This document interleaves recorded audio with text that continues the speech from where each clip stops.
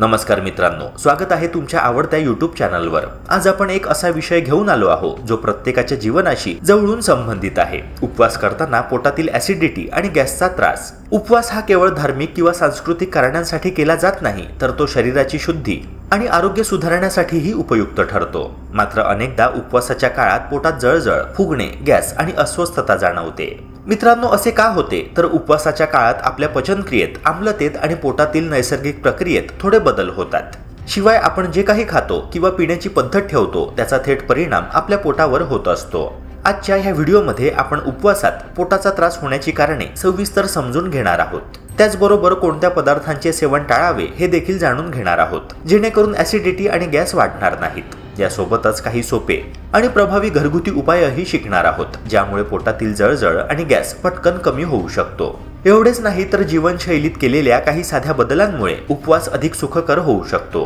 मात्र इथे एक महत्त्वाची गोष्ट लक्षात घ्यायची आहे की हा व्हिडिओ फक्त माहिती देण्यासाठी आहे। जर तुम्हाला सतत पोटाशी संबंधित त्रास होत असेल तर नक्कीच वैद्यकीय सल्ला घेणे गरजेचे आहे। आणि मित्रांनो, आज आपण केवळ टिप्सच पाहणार नाही, तर काही सोपे घरच्या घरी करता येणारे उपायही शिकणार आहोत। उदाहरणार्थ, उपवासाच्या वेळी जिरे पाणी कसे तयार करायचे, आले चघळल्याने काय फायदे होतात, किंवा बडीशेपचा योग्य वापर कसा करायचा हे देखील आपण पाहणार आहोत। हे उपाय अतिशय सोपे आहेत आणि कोणालाही सहज करता येऊ शकतात। तेव्हा चला सुरुवात करूया आणि जाणून घेऊया उपवास करताना पोटाची योग्य काळजी कशी घ्यावी, गॅस आणि ऍसिडिटीच्या त्रासापासून आराम कसा मिळवायचा आणि उपवास खरोखरच आरोग्यदायी कसा बनवायचा।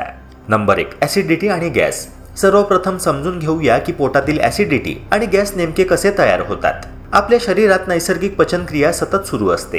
पचनाची सुरुवात तोंडातून होते, जिथे अन्न चावल्यावर लाळेत असलेले एन्झाईम्स अन्नाचे लहान तुकडे करून त्याला पचण्यास तयार करतात। त्यानंतर अन्न पोटात पोहोचते, जिथे हायड्रोक्लोरिक ऍसिड तयार होते। हे ऍसिड अन्नाचे योग्य प्रकारे पचन करण्यास मदत करते। पण काही वेळा जेव्हा ऍसिडचे प्रमाण जास्त होते किंवा अन्न पोटात जास्त वेळ थांबते, तेव्हा हा ऍसिड पोटाच्या भिंतीवर परिणाम करतो आणि त्यामुळे पोटातील जळजळ, फुगणे आणि गॅस तयार होतो। उदाहरणार्थ, जास्त तिखट किंवा तेलकट अन्न खाल्ल्यास ऍसिड जास्त प्रमाणात तयार होतं, तर जेवणानंतर लगेच पाणी प्यायल्यास पचन मंदावते आणि गॅस वाढतो। गॅस म्हणजे नेमकं काय? तर गॅस म्हणजे पोटात हवा किंवा वायूचे बुलबुले तयार होणे। मित्रांनो, हे पचन प्रक्रियेत अडथळा आणतात आणि त्यामुळे पोट फुगते, दुखणे जाणवते आणि काही वेळा छातीत जळजळ होते। मित्रांनो, यामागे अनेक कारणे असू शकतात। अयोग्य आहार जसे की मसालेदार, तळलेले पदार्थ, जलद जेवण करणे जेथे अन्न नीट चावले जात नाही, जास्त प्रमाणात चहा, कॉफी किंवा एनर्जी ड्रिंक्सचे सेवन, दीर्घकाळ उपवास ज्यामुळे ऍसिड वाढते, किंवा ताणतणाव ज्यामुळे पचन मंदावते। एक सोपे उदाहरण घ्या की उपवासात जर तुम्ही फक्त फळं आणि भाकरी खाल्ली आणि लगेचच जास्त पाणी प्यायलात, तर अन्न पचण्याआधीच पोटात जडपणा येतो, पोट फुगते आणि काही तासांनी हलकी जळजळ जाणवू लागते। यामुळे दिसणारी लक्षणेही ओळखण्यास सोपी आहेत। पोटात हलकी ते मध्यम जळजळ होणे, पोट फुगणे, गॅसच्या बुलबुल्यांमुळे हलके दुखणे होणे आणि काही वेळा खालच्या छातीत किंवा गळ्यात आम्लता जाणवणे ही त्यातील काही मुख्य चिन्हे आहेत। मित्रांनो, सामान्यतः अशा त्रासांसाठी घरगुती उपाय उपयुक्त ठरतात आणि त्याने बराचसा आराम मिळतो। मात्र महत्त्वाची गोष्ट म्हणजे जर त्रास वारंवार होत असेल, उलटी होत असेल किंवा उलटीत रक्त दिसत असेल, तर त्याकडे दुर्लक्ष न करता लगेच वैद्यकीय तज्ज्ञांचा सल्ला घेणे अत्यंत गरजेचे आहे। कारण साध्या वाटणाऱ्या ऍसिडिटी किंवा गॅसच्या मागे कधीकधी गंभीर समस्या लपलेल्या असू शकतात। नंबर 2, उपवासात टाळावयाचे पदार्थ। मित्रांनो, उपवास करताना पोटाचा त्रास टाळण्यासाठी कोणते पदार्थ टाळावेत हे जाणून घेणे अत्यंत महत्त्वाचे आहे। सर्वप्रथम लिंबू वर्गीय फळांबद्दल बोलूया। संत्रे, लिंबू, किवी यांसारखी फळे नैसर्गिक आम्लयुक्त असल्यामुळे पोटात ऍसिडिटी वाढवतात। उपवासात अशी फळे खाल्ल्यानंतर लगेच जळजळ होणे ही सामान्य गोष्ट आहे। त्याऐवजी सफरचंद, पपई यांसारखी हलकी पचणारी फळे अधिक योग्य ठरतात। पुढे येतात ते कॅफीनयुक्त पदार्थ। कॉफी, चहा, एनर्जी ड्रिंक्स किंवा सॉफ्ट ड्रिंक्स यामध्ये असलेले कॅफीन पोटातील आम्लता वाढवते, ज्यामुळे गॅस आणि जळजळ होऊ शकते। उपवासात अशा पेयांऐवजी कोमट पाणी, जिरे पाणी किंवा हर्बल चहा घेणे फायदेशीर ठरते। तसेच तळलेले आणि मसालेदार पदार्थ हेही उपवासातील पोटदुखी व गॅसचे मोठे कारण असतात। तळलेले पदार्थ तेलकट असल्यामुळे पचन मंदावते आणि आधीच संवेदनशील असलेल्या पोटावर ताण येतो। उदाहरणार्थ, उपवासात समोसे किंवा भजी खाल्ल्यानंतर पोट फुगणे ही एक सर्वसामान्य तक्रार आहे। मसालेदार अन्न देखील आम्लता वाढवते, जसे की मसालेदार भाजी किंवा पराठा खाल्ल्यावर काही तासांतच जळजळ किंवा फुगणे जाणवते। म्हणूनच उपवासात हलके, वाफवलेले किंवा कमी मसाले वापरलेले अन्न घेणे हा अधिक सुरक्षित पर्याय ठरतो। आणखी एक महत्त्वाची गोष्ट म्हणजे जेवणानंतर लगेच पाणी पिणे। यामुळे पचन मंदावते आणि गॅस तयार होतो। त्यामुळे जेवणानंतर किमान 20 ते 30 मिनिटांनी पाणी पिणे हे योग्य ठरते। मित्रांनो, याशिवाय दीर्घकाळ उपवास करणे देखील हानिकारक ठरू शकते। वैद्यकीय सल्ला न घेता दीर्घकाळ उपवास केल्यास पोटातील आम्लता वाढते आणि गॅस तयार होतो। म्हणून आपल्या शरीराच्या क्षमतेनुसार व सवयीप्रमाणे उपवासाची वेळ ठरवणे महत्त्वाचे आहे। तसेच उपवासाच्या काळात मानसिक ताण आणि स्ट्रेस हेही पचनावर परिणाम करतात। ताणामुळे पचनक्रिया मंदावते आणि परिणामी पोटात जळजळ, गॅस व फुगणे होऊ शकते। त्यामुळे उपवास करताना ध्यान, हलके योग किंवा श्वसनाचे व्यायाम केल्यास मोठा फायदा होतो। मित्रांनो, थोडक्यात सांगायचे झाल्यास उपवासाच्या काळात लिंबूवर्गीय फळे, कॅफीनयुक्त पेये, तळलेले व मसालेदार पदार्थ, जेवणानंतर लगेच पाणी पिणे, दीर्घकाळ उपवास आणि मानसिक ताण या सर्व गोष्टी टाळल्या तर पोटाचा त्रास कमी होतो आणि उपवास अधिक सुखकर ठरतो। नंबर 3, घरगुती उपाय। मित्रांनो, उपवास करताना पोटातील गॅस आणि ॲसिडिटीचा त्रास कमी करण्यासाठी काही घरगुती उपाय अतिशय प्रभावी ठरतात। यांची खासियत म्हणजे हे उपाय सहज उपलब्ध साहित्य वापरून करता येतात आणि कमी वेळातच आराम मिळतो।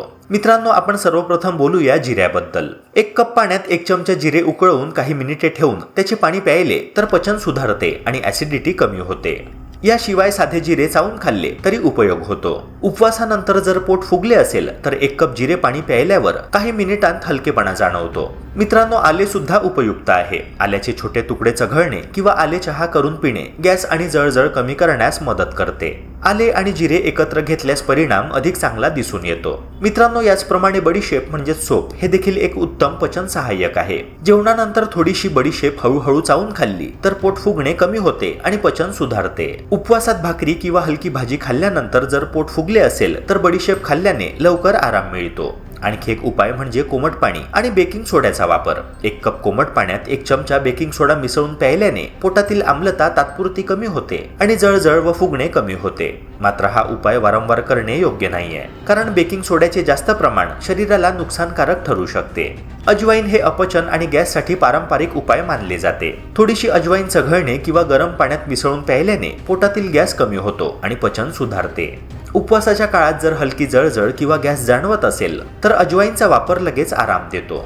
या सर्व उपायांबरोबर काही सोप्या सवयींचे पालन केल्यास उपवास अधिक सुखकर होतो। जसे की दिवसभरात थोड्या प्रमाणात कोमट पाणी पिणे, अन्न हळूहळू व नीट चावून खाणे, तसेच उपवासात हलका व्यायाम, चालणे किंवा सोपे योगासनांचा समावेश करणे। या सवयींमुळे पचनक्रिया सुधारते आणि गॅस व ॲसिडिटीचा त्रास कमी होतो।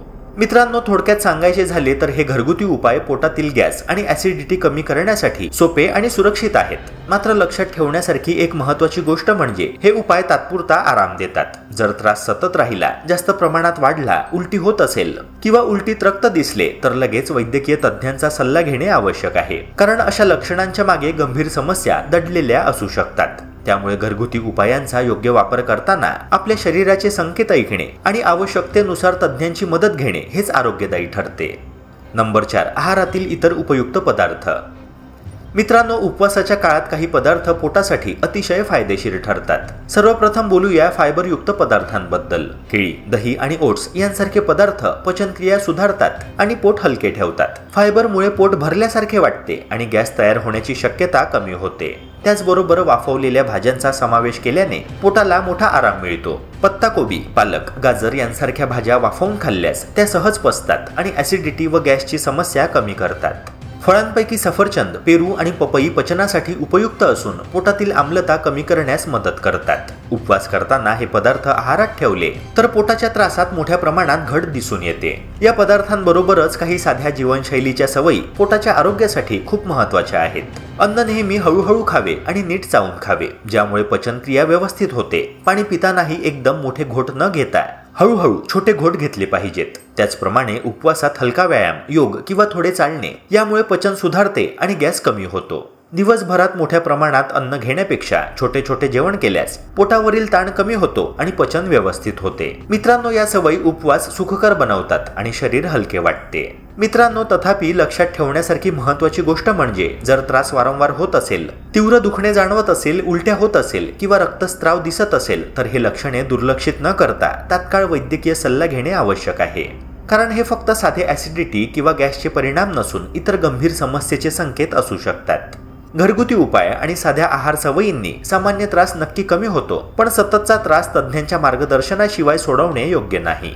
तर मित्रांनो, आज आपण समजून घेतले की उपवासाच्या काळात पोटातील ऍसिडिटी आणि गॅसचा त्रास कसा कमी करता येतो. यावर नियंत्रण ठेवण्यासाठी काही पदार्थ जसे की लिंबू वर्गीय फळे, तळलेले व मसालेदार पदार्थ आणि कॅफीनयुक्त पेये टाळावेत. त्याऐवजी जिरे पाणी, आले, बडीशेप यांसारखे घरगुती उपाय वापरावेत आणि फायबरयुक्त तसेच वाफवलेल्या भाज्या आहारात नक्कीच समाविष्ट कराव्यात. या टिप्स पाळल्या तर तुम्ही उपवासाचा आनंद घेऊ शकता, शरीर हलके ठेवू शकता आणि पोटाची योग्य काळजी घेऊ शकता. जर हा व्हिडिओ तुम्हाला उपयुक्त वाटला असेल तर लाईक करा, शेअर करा आणि सबस्क्राईब करायला विसरू नका. भेटूया पुन्हा एका नव्या व्हिडिओसह. जय हिंद, जय महाराष्ट्र.